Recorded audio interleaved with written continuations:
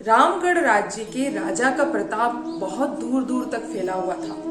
उसी से प्रभावित होकर विदेश से एक मंत्री उनसे मिलने आते हैं और साथ ही उपहार के रूप में एक बहुत ही सुंदर सा पत्थर लेकर आते हैं। पत्थर को देखते ही राजा के मन में ख्याल आता है कि इस पत्थर की भगवान विष्णु की मूर्ति बनवानी चाहिए और राज्य में एक मंदिर बनवाकर उसमें उनकी स्थापना करवानी चाहिए। ऐसा विचार आते ही राजा अपने मंत्री को यह कार्य सौंप देते हैं और महामंत्री अपने राज्य के सबसे बेहतरीन मूर्तिकार के पास वो जाते हैं और उसे कहते हैं कि मैं तुम्हें 100 स्वर्ण मुद्राएं दूंगा और उसके बदले में तुम इस पत्थर को भगवान विष्णु के रूप में ढाल दो।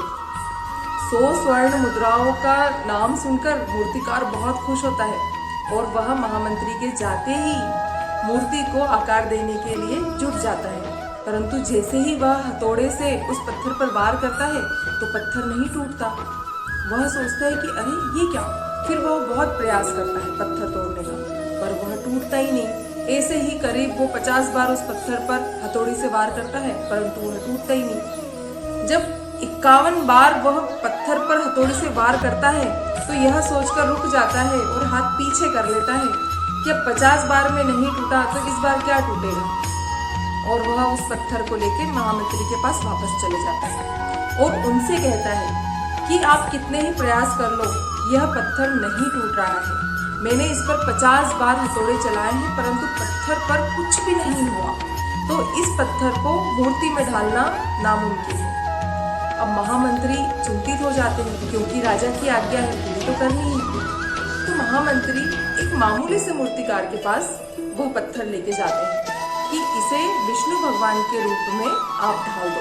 वह मूर्तिकार महामंत्री के सामने एक ही हथौड़ा मारता है और पत्थर टूट जाता है और फिर वह उसे आकार देने में जुट जाता है और महामंत्री वहां से लौटते हैं।